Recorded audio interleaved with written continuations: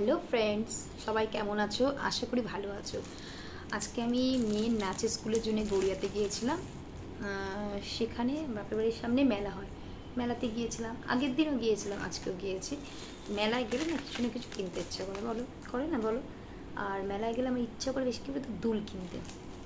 কিনেছি, দেখো এই একটা হাট, দেখো এই হাটটা, যারা গড়িয়াহাট গেছো তারা জানো যে এই হাটটার দাম গড়িয়াহাটে আমি যা জানি দেখেছি 100 টাকা করে নেয়, কিন্তু এখানে 30 টাকা নিয়েছে। তার জন্য একটা নিলাম, এর সাথে দুল আছে।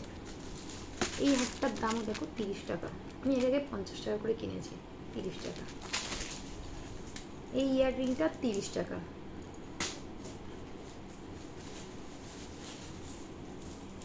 এই ইয়াররিংটাও 30 টাকা। এই চুড়ি দুটো 100 টাকা, কিন্তু এইগুলো পার পিস 30 টাকা করে। তার জন্য কিনেছি।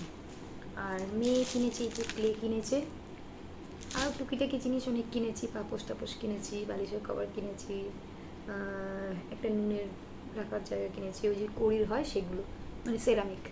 যাই হোক, আরও অনেক কিছু, ওগুলো দেখাচ্ছি না। চলো টাটা, বাই বাই।